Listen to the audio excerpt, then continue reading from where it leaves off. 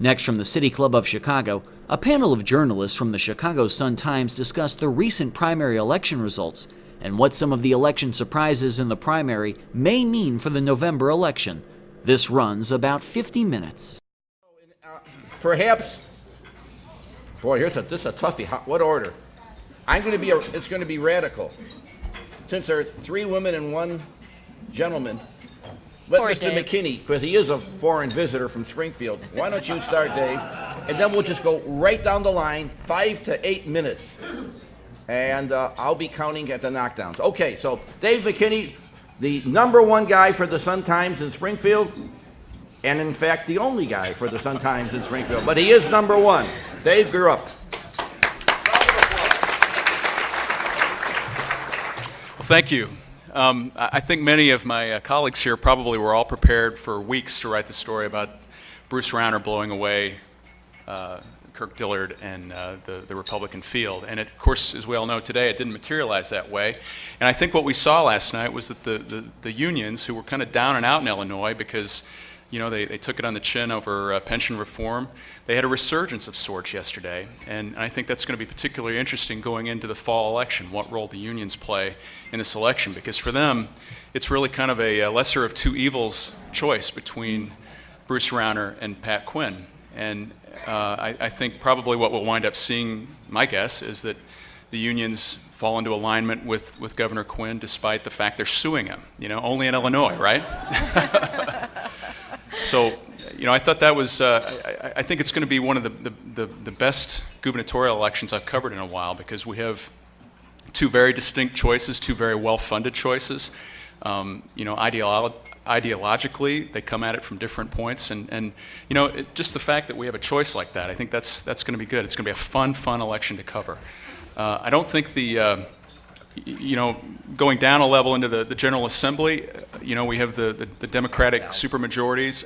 It's hard to judge right at this point whether we're going to see those imperiled, but certainly yesterday, based on some of the results, we saw a chink in the armor a little bit in Speaker Madigan's control and influence in the defeats of Tony Barrios, the defeat of Derek Smith.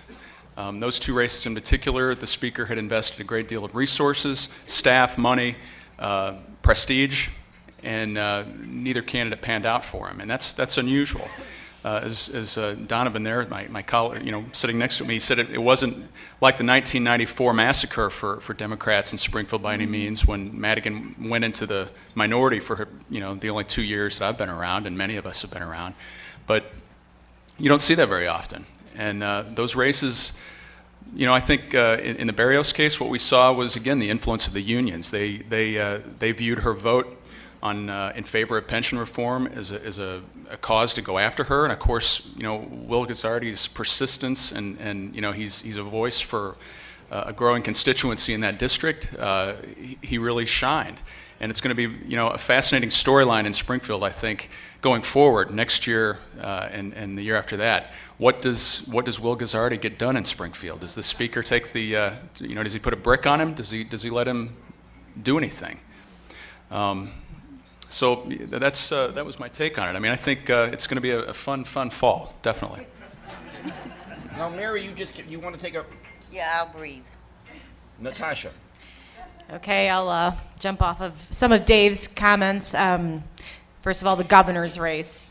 Yeah, we thought that Rauner was going to run away with it because that's what the polls were saying. However, once some of the unions really were getting involved in the last several weeks, we started hearing, well, you can't really believe the polling, because if there is a crossover, those people aren't going to be polled.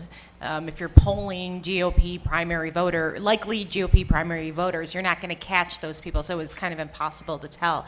So, we were expecting a little bit, but I was at the Rauner campaign headquarters last night, and I can tell you that they were extremely nervous. I was, running into people who seemed very confident in the beginning, and then, kind of like that 9 o'clock time, they were just like, oh my God, the numbers are going in the wrong direction. They were very tense, and I think everyone was sort of bracing themselves. Oh no, is this going to be a repeat of 2010 when there was the recount and the 193 vote differential between Brady and Dillard?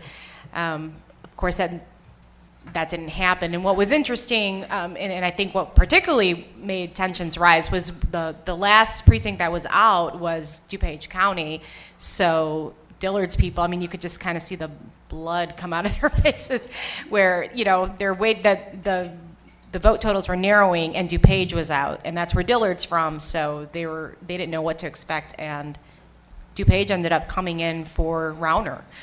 So that was interesting in and of itself. So that's just some of the numbers. As we saw, you know, last night and this morning, you know, Quinn is already starting his messaging. He's going to hit Rauner hard over the minimum wage. It's going to, you know, they're talking about this class warfare that might go on. I think how Rauner is going to try to combat that is to continue. He's trying to forge some coalitions, and he already has, with some African Americans. And, you know, last night I saw a pretty large Hispanic contingent there. Evelyn Sanguinetti went up, and she's Rauner's running mate.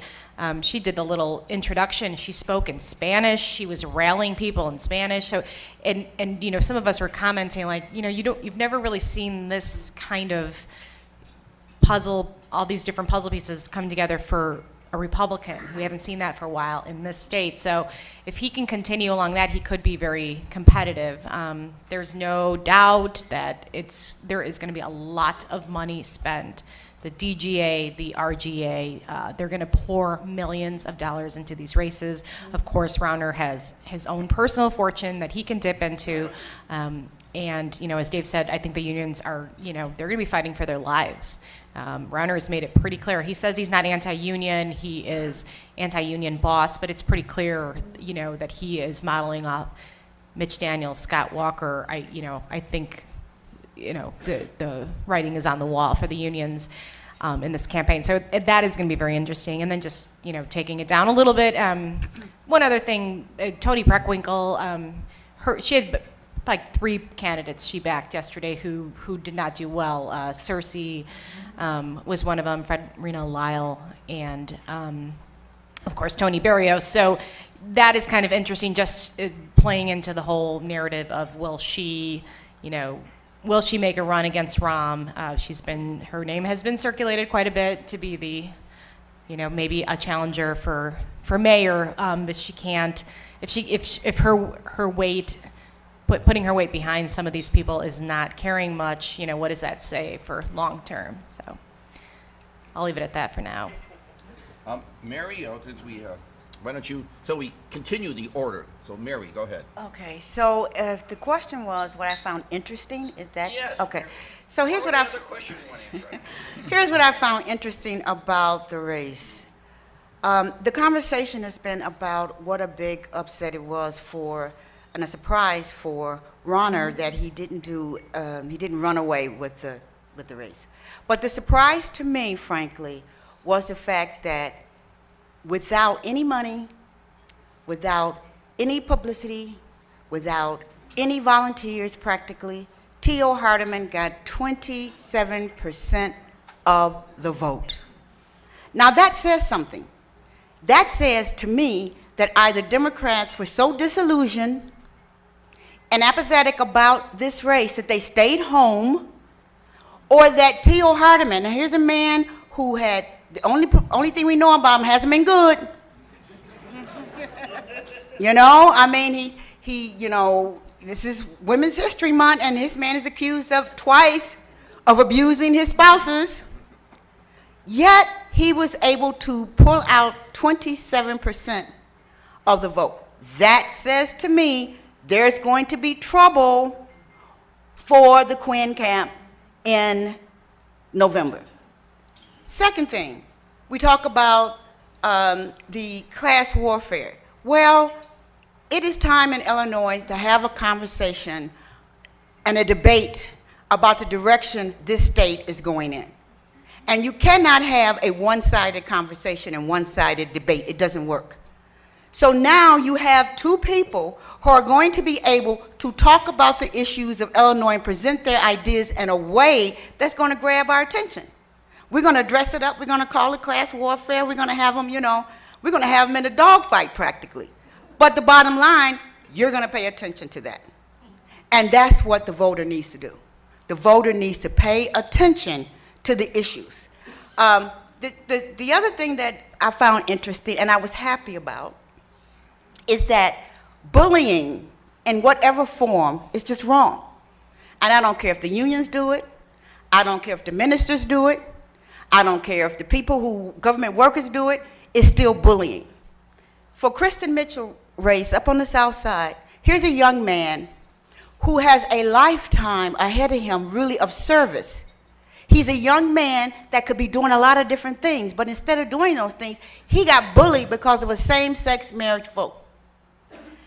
What people didn't understand is that while the ministers were lining up to bully him, there are a lot of African Americans who have same people who are about to get married in their own families. And so while the ministers may be raising heck about it, families know this is a part of life now. So I was glad to see that he was able to win that race. I was glad to see Derek Smith defeated. Not because I think he's guilty of anything. A man is innocent until proven guilty. But because he hides behind that shield. I'm innocent until proven guilty, and therefore I'm not going to answer your questions about anything. And so he needed to go. So those are the things I saw.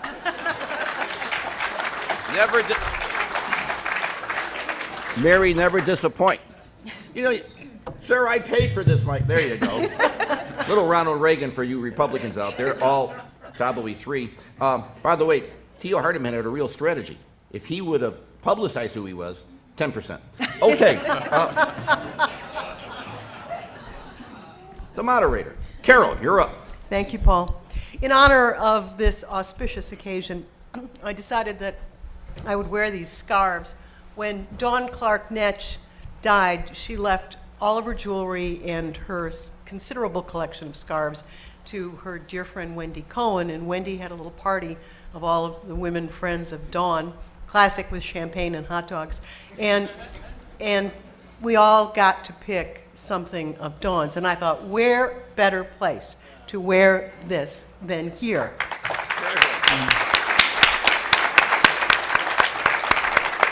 But also because I'm on the news set last night and the Quinn ad runs. And I'm thinking, when Dawn Clark Netsch won the primary in 1994, Jim Edgar quickly and decisively went up on TV and murdered her with ads.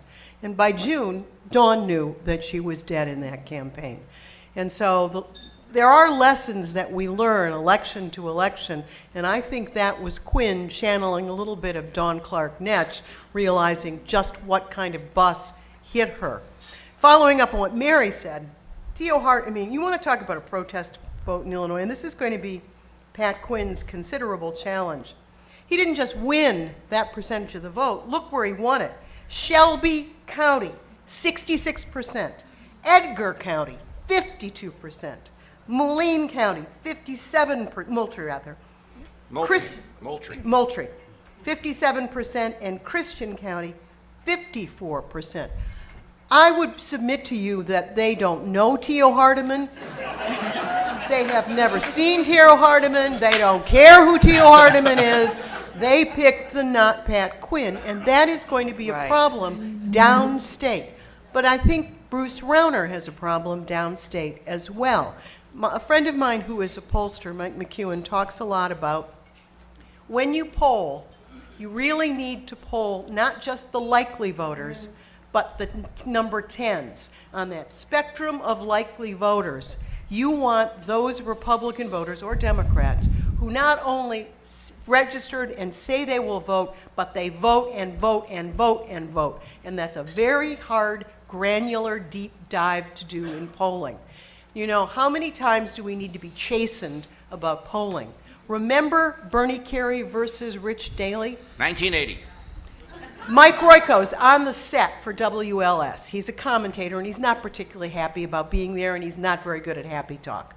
But they had a pollster on the set, and the pollster said, "We're calling it for Carey." Royko had a calculator on his watch. He said, "What precincts are out?"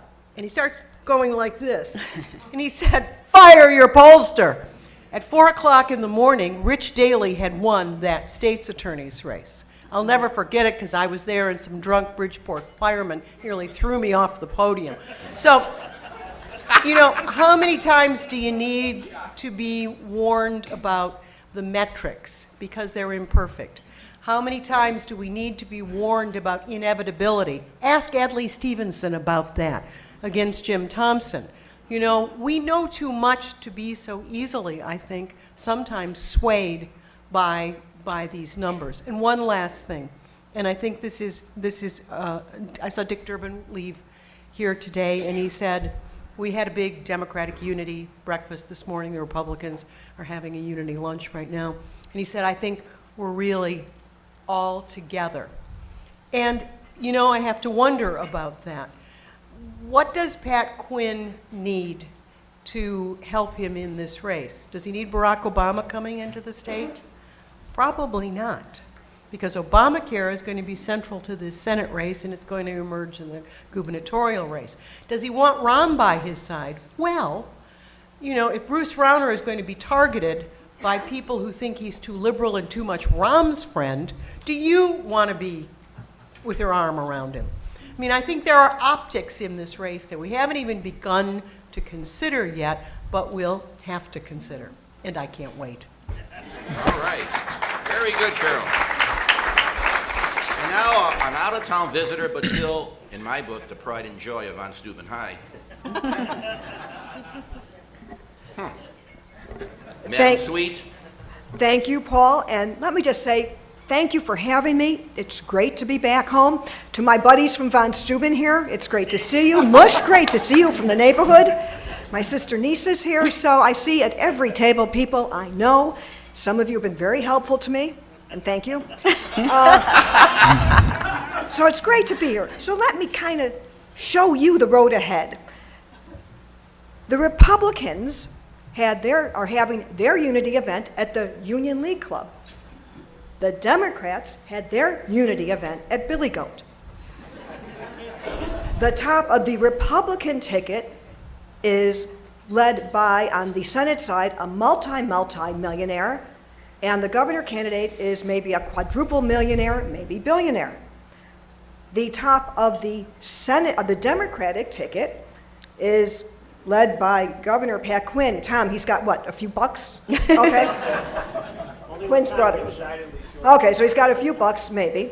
And Dick Durbin, who we know what he has because he actually is the rare public official who releases his income tax return. Nancy?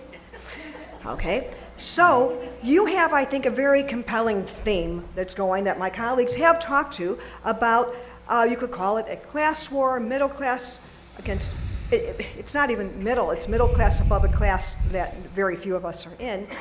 And having a Republican ticket led by not one but two people who are super rich is going to help, I think, develop a theme. In the meantime, another thing to watch for is that the Democrats are going to do something that they have not been able to pull off in past years, and that is they really may have a coordinated campaign because for the first time, State Party Leader Mike Madigan / House Speaker Madigan is actually cooperating with the other Democratic officials. And what this means mechanically is that some of the things that make the inner workings of a campaign work, sharing voter files, if they have a coordinated effort from the congressional state races on up to the top of the ticket, it doesn't sound sexy, but it's very important. So having Madigan, who met with Cullerton, Durbin, and Quinn Monday in Madigan's Loop Law Office, is a significant running start for coordination which lacked before. The campaigns will both have, if they do run coordinated campaigns, obviously then you split. Durbin against Oberweis, a man with a record of, this is Oberweis, a man with a record of enough controversial statements that the negative ads could be made without any more additional flubs on his part. And Durbin, who has had a flub or two along the way, but basically has a vast running start, not only because of the money, but because he knows the state. and he has traveled statewide, and he has gone all over for many years. He has a house in Springfield. So that is an advantage, as well known as Oberweis might be because of the ice cream. It can only take you so far. I think some of the things, so look for a coordinated campaign. The Republicans have been good at this statewide, so the Democrats will catch up. Look for both in the Senate, but particularly in the governor's race, for super PACs, third-party spending, whose message may not be controlled by the candidates. They will have an influence. To touch on the congressional races, the big one is in the 10th Congressional District, a rematch of 2012, Brad Schneider, Democrat, Bob Dole, Republican. And in the western suburbs, Bill Foster, Democrat, is facing what could be a good, the most strongest Republican emerge from that primary, Darlene Sanger. So locally, those are our big events to watch for. Downstate, it's going to be a nationally watched race between Ann Callis, the Democratic judge, and freshman Rodney Davis, even though we don't know him here. And I want to respectfully disagree a little bit about the Obama factor. Pat Quinn had joked that if other candidates don't want to campaign with him, he'll be glad to take the time. And if nothing else, Obama could be very helpful in fundraising. Obama will be here April 2nd at a dinner in Lincoln Park. How many of you have signed up already? Checks in the mail. Got it. Okay, and that will be a big dollar event, and there might be more things here. So there are still ways that could be useful. What is interesting, here it is, we're just a few blocks from where Obama had 2 national headquarters in 2008 and 2012, yet the brain drain, there has been a brain drain in Illinois from some of his savviest political operatives who have scattered. The one place where I see as an incubator of political talent in town is over on the near west side, where the Organizing for Action headquarters is, and that is the offshoot organization that was formed from the 2012 Obama campaign. Even though they're a nonprofit group, they work on issues to bolster the president, it's still an incubator of political talent, and we'll see where these people scatter from. You have one of the spinoffs from the Obama campaign, 270 Strategies, working in the governor and the Durbin race. And what is interesting to talk to when you talk about how campaigns work, no matter your ideology, is that Quinn hasn't done a race in 4 years, Durbin hasn't done a race for 6 years. In election time, that's like 100 years in the advancement that you come. Anyway, this is kind of my overview of where we're at, and Paul, it's all Okay, yours. we're going to have questions if we could. If you have a question, raise your hand, and maybe we'll have some of our staff who are out there come in here and pick up the questions and give them to me. Well done. Oh, by the way, just for all of you people who think that content really matters, noisy squawks till money talks. Who wins the major races? Whoever has the most money. Thank you very much for your applause. Okay. I'll wait for yours, Jackie. Here we go. We have a question here that's very long and not on the official form, but since this is the City Club, it makes no difference. Basically, some professor, I can't remember his name, but he's usually right, said in a column several months ago that the only way Rauner could be beaten if 1 or 2 of the candidates running against him drop out. Would that have happened last night if Mr. Rutherford, just by himself, would have dropped out of the race? Anybody?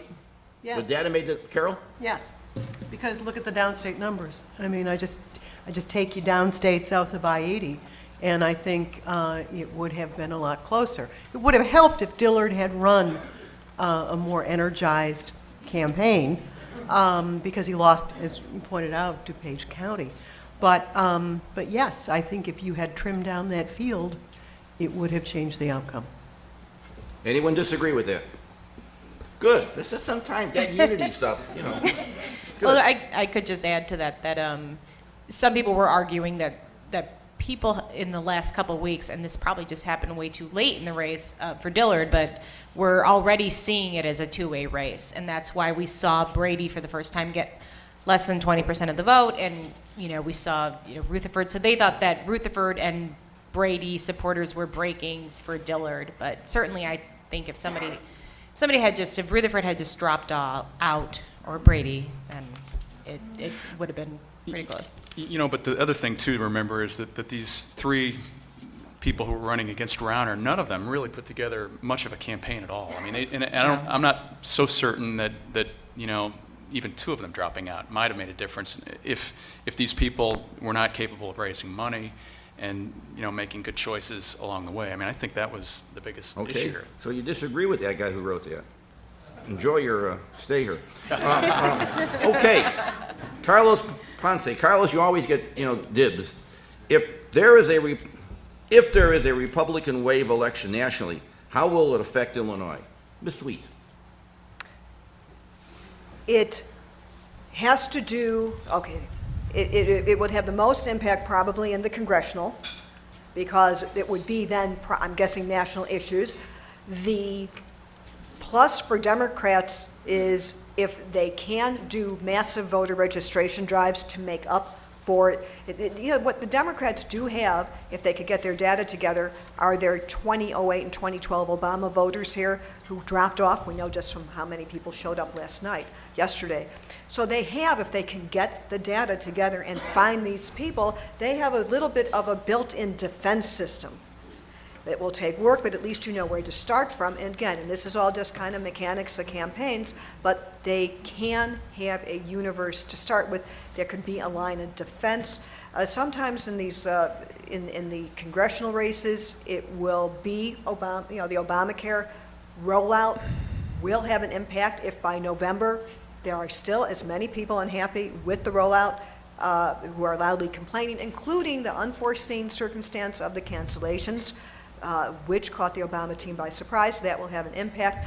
I'm not sure if a waiver election will deal much with the state races. I leave that to my colleagues. But I think in the Senate race, where certainly these kind of mega issues will have a chance of going there, a lot would depend if Oberweis can't articulate a position. And I say this, I know everyone loves the ice cream, but he has to be able, he is up against somebody. It's really good ice cream. High-fat content. The point is that if there are debates, it's going to be tough for him. Anyone who's in Congress, any incumbent, certainly someone like Durbin who has a repertoire from local to national to international, it's just going to be harder. It's going to be harder not to do mistakes. But in general, I think Illinois has a potential defense against a wave, against a Republican wave. Anyone else care to comment? Okay, we have two questions about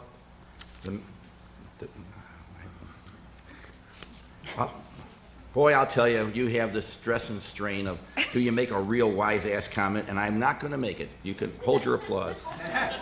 A question dealing with Pat Quinn's running mate, Paul Vallis, for those of you not informed. Avis Lavelle, my old running mate from WGN, says, Theo Hardeman vote reflected an African-American disagreement with Quinn's running mate. What value does Vallis bring to Quinn with Democratic voters? And Miles Mendoza, same from Education Choice, Illinois, said Vallis has a track record of promoting charters and vouchers. How is that going to impact Quinn, who will be attacking Rauner, who that's one of his big issues? So, on the first part of that, Mary, what about that? Was that vote against Quinn? We're not going to say for Hardeman. Against Quinn, African-American disagreement with the selection of a running mate? Well, first of all, I do think that Quinn's selection of a running mate was interpreted for many in the African-American community as a slight to strong African-American candidates that could have served as a running mate. And maybe that's the fault of the media of putting names out there and saying, oh, you know, City Treasurer Stephanie Neely, she's, you know, she could be a strong running mate, or this person could be a strong running mate, who are African-Americans, and not having that really put forward by Quinn himself. But there was a shock wave through the African-American community when Paul Vallis was announced. It was seen as a slight. These are the kind of things that erodes the base. And right now, Quinn really does need that base if he is going to have a credible campaign against Rauner. He's going to have to appeal to that base. And there's some making up to do. There's some explaining to do. And that hasn't taken place yet. I sort of disagree. I think Paul Vallis is going to be, and each of these running mates, Evelyn Sanguinetti and Paul Vallis, they bring the things that the gubernatorial candidates cannot. Sanguinetti is fluent in Spanish and brings a whole different kind of texture to Bruce Rauner. And Paul Vallis, I think, is going to be the attack dog.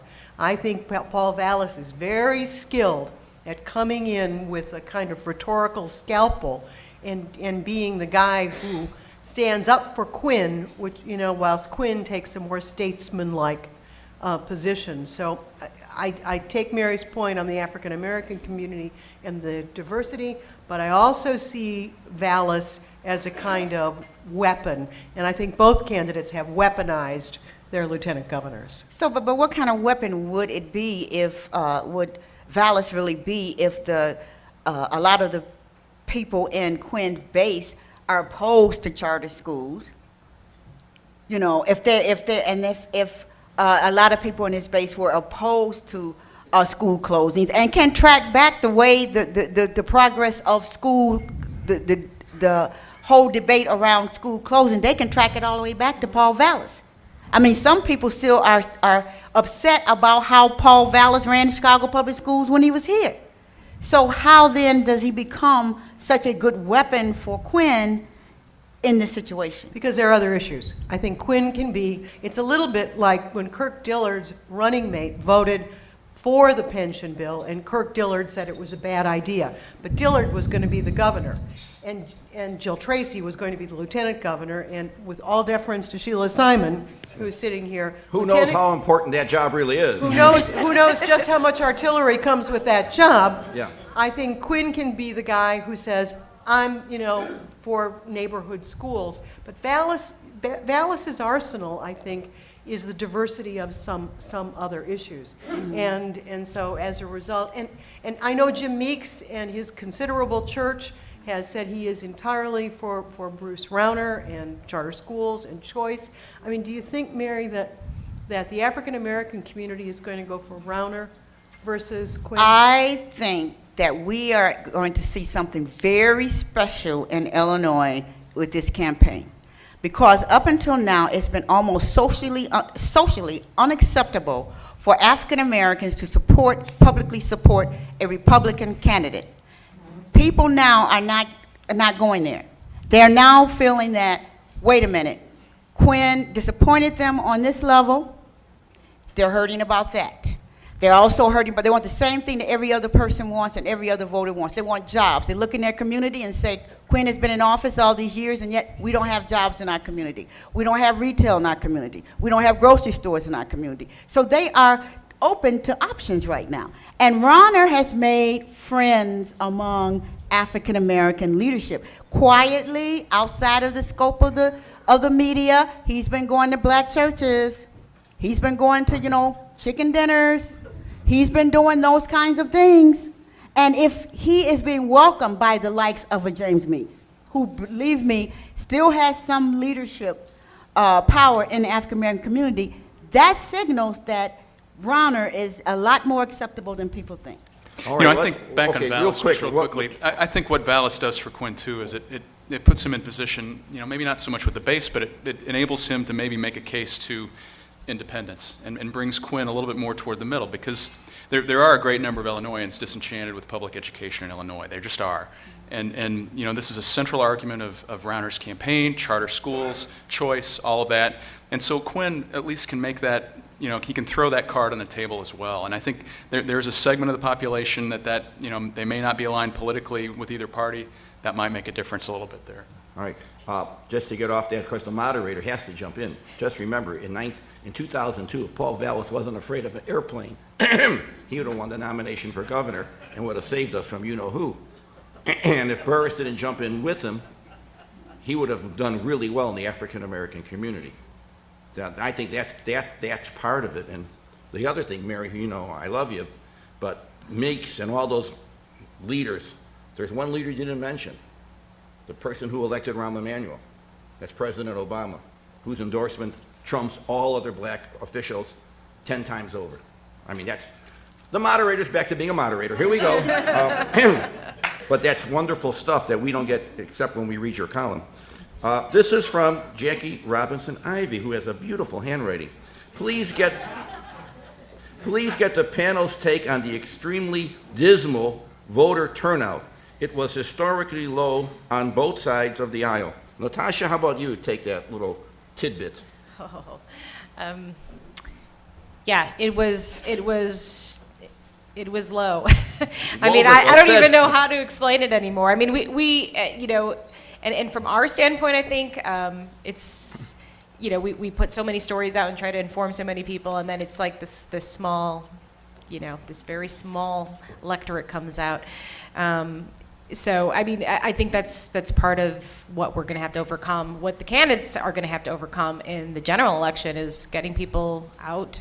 And, you know, we were talking about before, you know, a Rauner-Quinn situation, and their ground games. You know, what are their ground games going to be? And, you know, historically with Democrats, it's getting people to the polls, driving grandma there, driving people there, doing everything you can in a very organized, knocking on doors and that kind of thing. We might say that Republicans weren't doing that before until maybe now. So I would expect maybe in the general election we're going to see a bigger turnout, particularly if the unions really come out strongly. I think there was so much, you know, just discord with the unions, and they didn't know, you know, they were fighting over how to handle this. You know, who should we back? Can we back a Republican? Some of them did. Some of them did, and then told their members to, if you're Republican, it's okay to vote for Dillard, but they didn't encourage the crossover. The IEA went full force with that, but I think now they're going to have to really get together and figure out a way to unroll this more smoothly before the general election. May I just, given the nature of the candidates in this primary, it really was in no one's interest to try to increase the voter turnout. You had enough to plan with the party faithful on each side, and unless you had a good chance of bringing in new voters who you knew would be for you, and the campaigns didn't do the kinds of things you need to do to really drive up turnout, because I think they had other priorities in their game plan. But there are many tools out there, including early vote, that I think we'll see more of in the coming months. Okay, change direction here. Clint Sabin. By the way, I noticed that. All of the Republicans that voted for equal marriage won their contested primary, even after some usually negative campaigns. Are we sure in that one other Republican race up there? Sandlack? Yeah. Sandak won by 160. Okay, that's why you have the panel here. What does this say about the future of the GOP and GOP voters and the question of gay rights? The GOP, I think, is coming into the 21st century. You know, Pat Brady, who was the head of the Republican Party in Illinois, stuck his neck out on this and said what an awful lot of people had been thinking for a long time, because they have a nephew who is gay or a niece who is gay. And, you know, I don't think there's anybody in this room who doesn't have somebody or know of families that have gay members as well as straight members. And so I think it is a wake-up call for the Republican Party, and this is just another, you know, slice of evidence in behalf of that. But you know, at the top of the ticket in Rauner, it was interesting that you know, he was asked over and over and over again to take a position on same-sex marriage, and he refused to do it. He just said, "Look, it's got to be up to the voters." And I think until you see, you know, the head of the ticket sticking his neck out there one way or the other, the party seems sort of still stuck in the mode it was in. At our debate, he had the best answer on that issue. I don't talk about it. You know, and here's the thing. In a primary, maybe you can get away with that. In a general election, I really think, and this is something he's going to have to examine, I don't think you can any longer say, we're not here to discuss that. You know, because yes, we are. And I think it's up to us in the media, regardless of whether it's Quinn or Rauner, to persist, even if it makes the viewer uncomfortable. It's just part of the job of being unpopular, but doing your work. Okay, we have Steve Shucker. That question's been answered about voter apathy. Bill Baylor about the lieutenant governor. We have someone who could really talk about the importance of that position. I think we've covered that as well, but let's conclude, and you each could have a 2 to 3 or perhaps 4 minutes, or perhaps less. Has there been a study measuring the effectiveness of TV ads versus using the electronic media, emails, all the other stuff that the thumbers do? Who wants to take? Mary, go ahead. Let me just say, before the election got in full, the primary got in full swing, every time I turned on my television, there was Rauner. I knew nothing about Rauner, except every time I turned on my television, there was Rauner. He was chasing me from room to room to room. And so by the time the election came up, I mean, I knew everything about Rauner. I think there's a lot to be said about that, the repetitiveness of those TV ads. A lot of money was spent. You can't get away from them. If you have the TV on, you can't get away from it. Now, here's the downside of that, and of social media. I think that also has to do, contributes to apathy. I think when people hear it too much, they get disgusted, and especially if they don't like the candidate, they just don't go and vote, period. They don't vote for anyone. If they read too many stories or read too many polls and see too many, have too many people, listen to people saying over and over, this person's going to win, this person's going to win by this particular amount, then why should I go out and vote? So I think there's a balance. And in this campaign, certainly the money that Rauner had to spend on ads really put him very far ahead of the game. Without being a political type, never having run a campaign before, he let that money do the talking through his ads. So I think it's still powerful. And he started early, too. I think that's part of it. So by the time that the unions came around and started some of those nursing home attack ads, you know, he was ready with something to come back out and say, oh, come on, you already know me. I've been on your TV since December. You know, I'm not that guy. I'm the guy you saw before, right? We already have this, you know, little rapport. And but you listen to negative ads. The attack ads just kind of make you sick, yeah, you know? They were probably affected. I mean, his numbers were affected by them, but then they stopped at a critical time. They just pulled them last week. So, you know, but I do think that there's something to be said for, you know, the next election. And, you know, look, Dillard and Brady and Rutherford had no money. Dillard didn't have any money until the very end. So he couldn't really put up a fight. He couldn't throw the minimum wage flip-flop on him. He couldn't throw, you know, what's your position on same-sex marriage? What's your, you know, he's pro-choice, Republican primary. How many people saw an ad about that? I mean, if any of these other candidates had the money, I think that would have come out a lot earlier and probably would have hurt his numbers. Go ahead. You know, as a TV person, I hate to disagree on this, but I think the effectiveness of television ads is really diminishing. And let's remember that Kirk Dillard came within 2 points of Bruce Rauner with no TV. But crossover votes. But crossover votes. And well, he had TV at the end. He had TV at the end, but not very much. And in terms of overall points, there wasn't a saturation. The onset of social media and just look at the prototype of the first Obama campaign. You know, it is Twitter, it is Facebook, it is tribal. What people are discouraged by parties, they don't like parties, they don't trust politicians, they don't want to vote. They didn't vote. And so where are they having their conversations? In some cases, they're having their conversations, like in Will Guzzardi's race, at the door and in the mailbox, and it's across social media. And so I think there has been, if not a precipitous slide, a diminishing of the effect of television ads on people. But I think to the point of that question about whether there's been a study about the effectiveness of which medium works best, I think the campaigns themselves are still scratching their heads about that. I mean, what I noticed about this election really for the first time was when I would get on Facebook, when I would be scrolling around the internet and pull up our early and often website, I would see these ads popping up for example, State Senator Andy Menard downstate. It would pop up there. And you would see it with Rauner's ads. You would see it all over the place. I think the key, though, in those social media things is when you get it put in front of you, are you clicking? And personally, it's not something I'm doing yet. And I don't think most voters are clicking. They see that one image, but it's sort of like a still shot, and that's all you get. But I do think that, like, what we're probably going to see, if not in the fall, certainly in the next cycle, is more and more and more video, like just as we're trying to do in the newspaper, more video up on the internet by these campaigns, and on Facebook especially, and YouTube, and all these other places. I think that's where the campaigns are going to find a bigger bang for their buck, because these TV ads are just enormously expensive. Lynn? This is not either or. Who's the person who asked this question? Okay.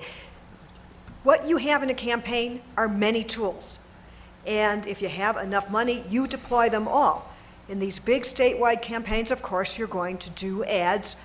You may, though, be much more informed about where to make the buys. You could be more cost effective, because before you make that buy, you may have data as to who exactly you're targeting. And that's one of the lessons from the Obama campaign we learned, is that if you're spending $1 million, there's ways to maximize the points you get for it, the target audiences, where you go on cable. That's cheaper, but it might have the audience that you need, and therefore you might have an ad that's more tailored to it.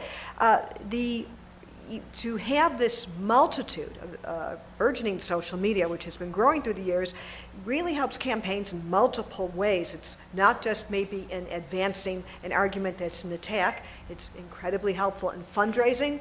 A lot of the times when you get emails, as so many of you who work on campaigns here know, it's to build a mailing list. It's to get current emails. It's to get people connected on Facebook, so you then can use your software to link them together.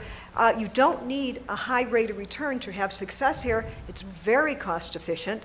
And so it's not either or. It's not like today, should I have had the pasta or the chicken? We could have had both. It's just whatever worked for you. And that's why when I talk about the modernization of campaigns, and when Durbin, when I talked to him yesterday, lamented, oh my God, it's been 6 years since I've done this. It's big changes. That's what you have going on, and I don't see necessarily a drop off in using TV. The mix might be different, and the money spent might be different. And one other quick thing, almost every major candidate now has a stalker from the opposite party, or a tracker. Yeah, use the word tracker. This is the city club, madam. Okay. And what you have, God forbid to the candidate who makes a slip, and that gets on video, and it's very inexpensive to have that video get out, to burst into the general public. So there's a lot of communication tools, and I think the big campaigns in the state will be using them. Ask Senator Allen from Virginia about that. Or Mitt Romney. Yes. Yeah. 47%. Okay, now I know I said that was the last thing, but we have two really good questions. One anonymous, but one from the Honorable Jill Zwick. And so how we're going to end this. Each question, one-word answer. Go ahead. Will the moderate Republican voters come back for a rounder? Yes or no? Yes. And what will be the biggest November surprise? I think Quinn being resurgent. Mary, will the Republican moderates come back to Rauner? Yes. And what will be the biggest surprise? I think it's going to be the Quinn race. Your point about African Americans moving Well, away. no, I think the biggest surprise is going to be, however the race comes out, the biggest surprise is going to be Quinn's race. How he runs it. Okay. Natasha, will the moderate Republicans come out for Rauner? Yes. And what will be the biggest surprise? Blagojevich getting out? Media so you can run out the- media will resurge because all this campaign spending, and newspapers will live again. Gotta love the company, girl. Okay, Miss Marin, will the moderate Republicans come out for Rauner? Yes. And what will be the biggest surprise? The closeness of the Quinn-Rauner race.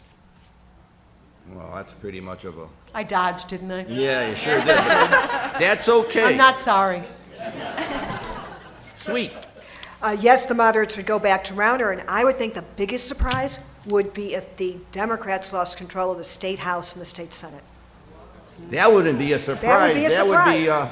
That would be. I think, you asked a surprise. I That would think be the a last surprise. time a surprise was that big, the Red Sea parted. Okay. All right.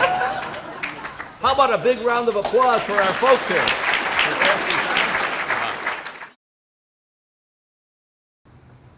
You're watching the Illinois Channel, an independent nonprofit corporation formed to provide gavel-to-gavel coverage of Illinois state government and other public affairs events taking place across Illinois.